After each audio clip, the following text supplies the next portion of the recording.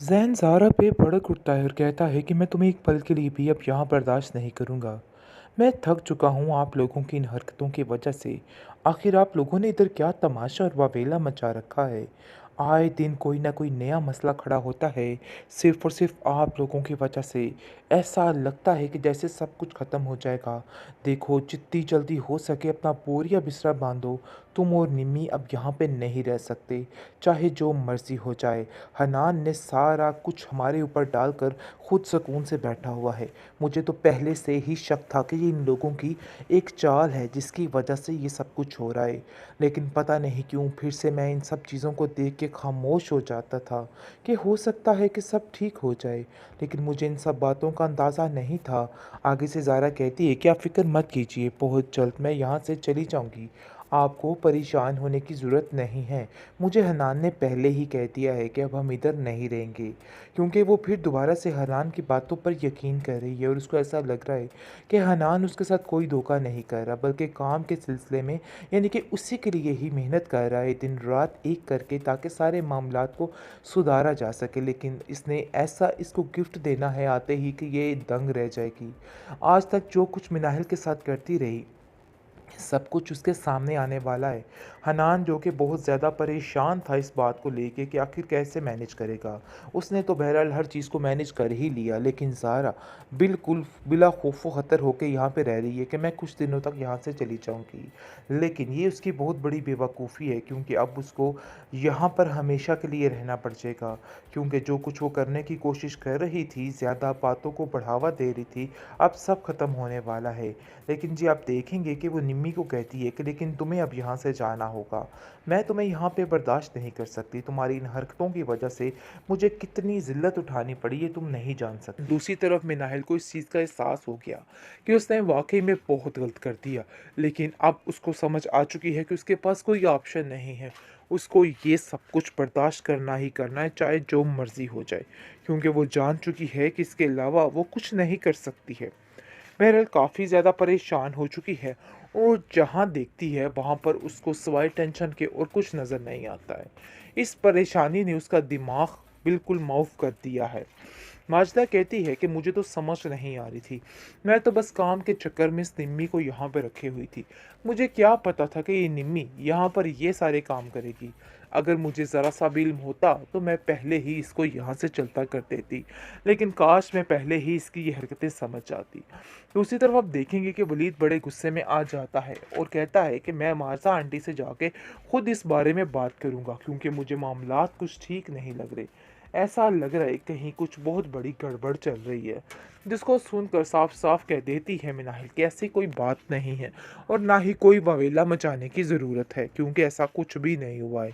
तो इस बात की परेशानी लेना बिल्कुल बेफजूल है। तो बेहतर यही है कि इस तरह की फजूलियात से बचा जाए, अपने दिमाग को दुरुस्त किया जाए। क्योंकि ऐसी कोई बात होती तो मैं नरगिस आंटी से ज़रूर इस बात का तज़किरा करती। तो इसलिए बेहतर यही है कि ऐसी कोई भी बात ना की जाए जिसकी वजह से मज़ीद कोई ख़राबी पैदा हो जाए, क्योंकि वो जानती है कि अगर कोई ख़राबी हो भी जाती है तो हर चीज़ का इल्ज़ाम सिर्फ़ और सिर्फ़ उस पर आएगा। इसलिए वो कुछ भी ऐसा नहीं करना चाहती जिसकी वजह से कोई भी रुकावट आए और कोई भी टेंशन मज़ीद हो।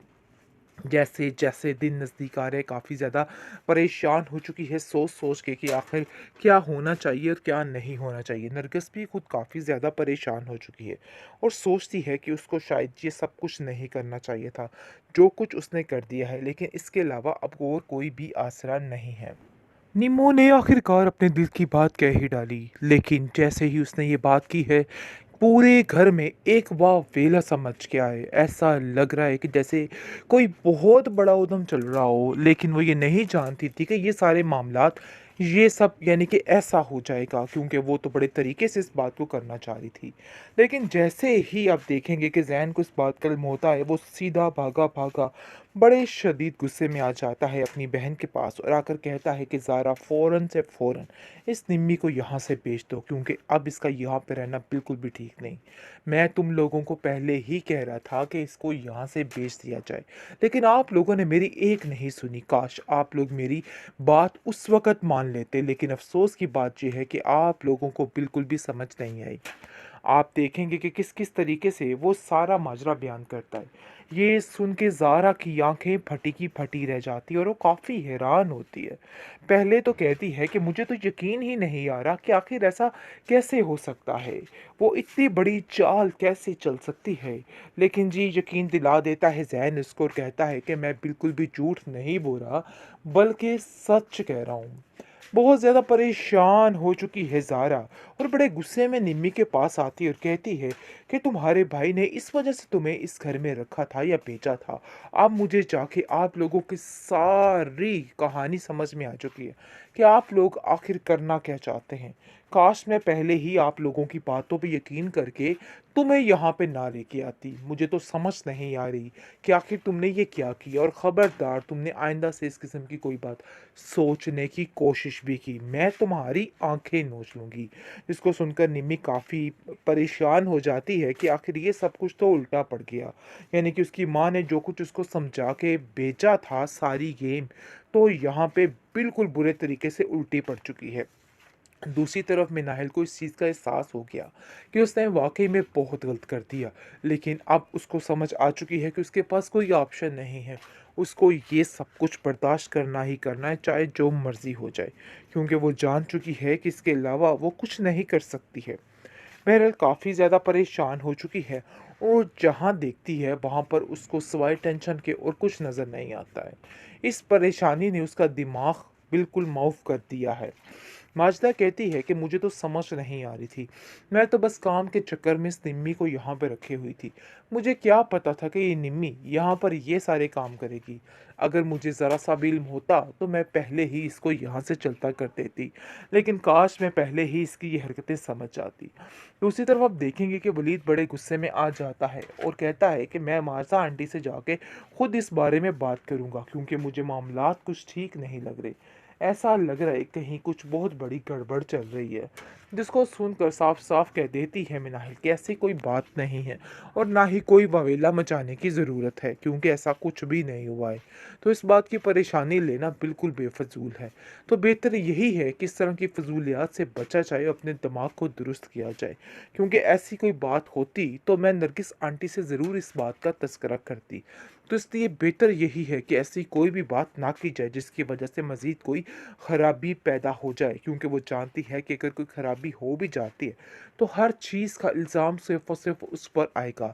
इसलिए वो कुछ भी ऐसा नहीं करना चाहती जिसकी वजह से कोई भी रुकावट आए और कोई भी टेंशन मज़ीद हो। जैसे-जैसे दिन नज़दीक आ रहे हैं काफ़ी ज़्यादा परेशान हो चुकी है सोच-सोच के कि आखिर क्या होना चाहिए और क्या नहीं होना चाहिए। नरगिस भी खुद काफ़ी ज़्यादा परेशान हो चुकी है और सोचती है कि उसको शायद ये सब कुछ नहीं करना चाहिए था। जो कुछ उसने कर दिया है लेकिन इसके अलावा अब और कोई भी आसरा नहीं है।